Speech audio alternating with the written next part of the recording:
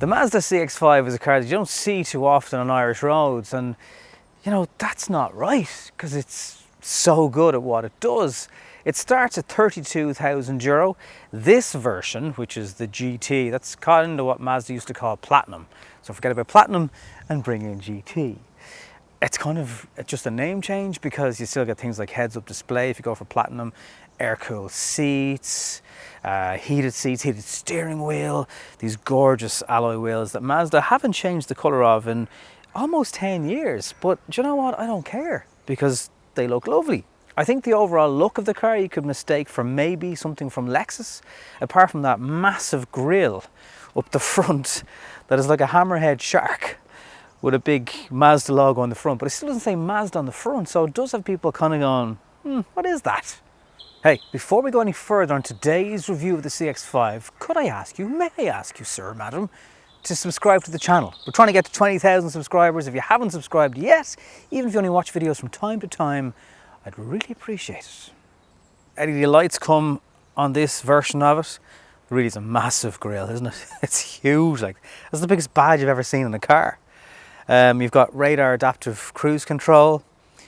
It sits quite high up, so if you're looking for a vehicle that, you know, sits up and is possibly easier to get into, I know that's a thing for a lot of people.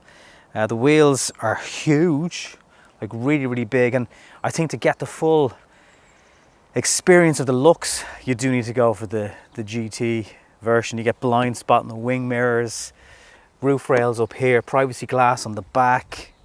You get strips down here that will cover your trousers when you're getting out of the car so they don't get dirty. Darkened rear lights on the GT version of it, but overall it's a good looking car. Sometimes bits of black trim on a car might annoy you, make it look cheap, but it kind of just breaks up and adds a nice contrast to it. Rear window's massive on the outside, but not so big on the inside. There's a bit of a theme going on with this in the car. I'll fill you in a bit more of that. You got an electric tailgate of the GT version. The boot is absolutely massive. Like, it really is good. Not quite a 7-seater with the seats down kind of boot, but it's still pretty big. Your Bose sub is in here if you have a sound system, and there's a spare cover, which is still really high quality for the boot. A very family orientated thing is this parcel shelf.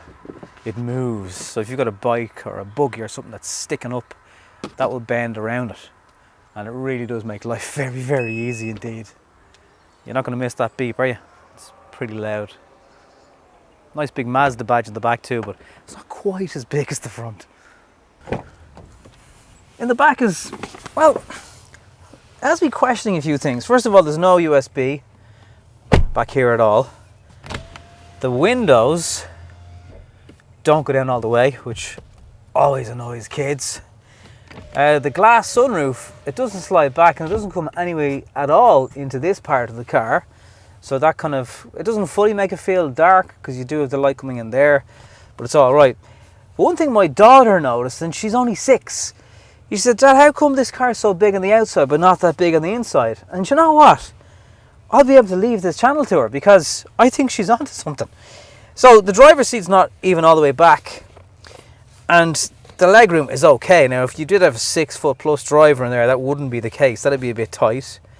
And if you have the front passenger seat a good bit forward, well then it's very generous, as you can see here with my legs in that side of the car.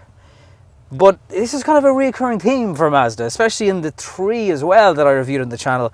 And maybe it's because the cars are predominantly for a Japanese, Chinese, Asian market. Maybe legroom isn't as important, I don't know. But it's only okay. And if you were using big backed Isofix child seats, it wouldn't be a struggle, but it'd be kind of going, Jesus, where did all the space go? So it's a little bit of a head scratch, but it feels very plush because the leather that Mazda use is amazing, and I've never seen this before. Fold down your armrests and you've got heated seats. There's a button right there. Okay, all's forgiven. Forget I said anything about legroom. There's USB here. Aha, that's why it's not down there. Should have checked that first, Nobby, shouldn't I? Yeah. Okay, soz. But, okay, well here's the thing. If you put a drink in there and it spills, it's going to blow up your fuse here and maybe your USB here. I'm just kind of clutching at straws now, really. Imagine there could be people watching right now who don't know that that stuff is in there, in their armrest. It's been hiding all these years. Or maybe not. One aspect of the CX-5 that you rarely see in cars, the Honda CR-V has it. And if you want to watch my review of the Honda CR-V, it's up right there to compare this car to it. This isn't a hybrid though. Is the door. These open at 90-degree angles. If you're a parent, you know yourself, it makes getting in and out all that crap and stuff that they have, and seats and bags and nappy bags. It makes it so much easier. So this version of the car has keyless, and it works as keyless does, and it'll even lock the car when you walk away. However, it'll do something else. If you even move 3 feet from the car, it locks. And then you have a kid in the back, you try to open the front door, the alarm goes off because the kid starts moving, the dog starts barking, and it's pandemonium. The manual gearbox is standard. I would like to try it in an automatic because, well, if you drive Mazdas or you know anything about Mazdas, you know how much they like to be revved. So you'll do revving to get performance out of it. I'll cover more of that when we're taking the car for a spin. There's no wireless charging down here. There is a 12 volt up front, and then under the armrest, don't worry, I've checked this one out, there's 2 down here and another 12 volt, and even a removable that doesn't want to be removed little extra shelf that you can just glide in there. That's handy for, I don't know, coins or toll tags, whatever. And you can fit cables through gaps here if you're charging your device, which you will be doing if you want to use Android or CarPlay, because you'll need to be plugged in for that. There's the few things that kind of Mazda needs to update this software and system. They haven't done it in quite a few years, and I imagine it's on the list, I've no doubt. GT versions, heated seats, air-cooled seats, heated steering wheel, very toasty, very, very toasty. And displays are a mixture, as usual, Mazda, of analog and digital. And it'll tell you with a little red marker what the current speed limit is for the road you're on. And you can see very easily when you're braking it and risking your license. And thankfully the sunroof does come in here, but it's just a tilt job. It doesn't go back. Now Mazda's tech system as well, it's quite old, as I said, but it works. It doesn't glitch. It works every time. Controlled with the jog wheel here, not touchscreen. You might be wondering what's the story with that. And the sat nav looks a bit out of date. It could look a bit more modern. But you know what? It's a comfortable place to be, and it's a luxurious place to be. The way it's put together with the materials used, it's very, very, very classy. And it'll also give you bits of information in your heads-up display, including your blind spot in the heads-up display. Yay! One thing is for certain, you wouldn't be saying the CX-5 is quick, because it takes over 10 seconds to get to 100 kilometers per hour, or 60 miles an hour.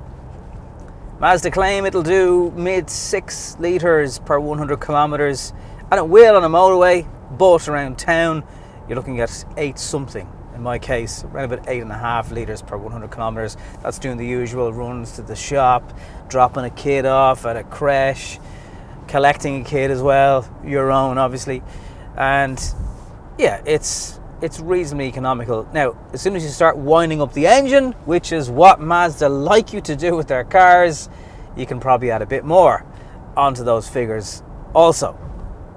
If I'm being fully honest, it's also not the most exciting car that you're ever going to be behind the wheel of. But you know what? That's okay, because it's not really the job of the CX-5. It's also an extremely quiet car. We're obsessed with EVs at the moment, but for petrol, this is just so quiet sitting at the traffic lights until an ambulance approaches, that is. But generally, it's very, very quiet. Even on the move, but certainly at idle. You could hear a pin drop. The gearbox by Mazda standards isn't as tight and direct as I've become used to in lots of their cars. Now, don't get me wrong, I was never expecting it to be an MX-5 or something, but it's a little bit loose in parts. You might have heard that brake beep function, so that's displayed in your heads-up display if the car thinks you're about to have a collision with a car in front.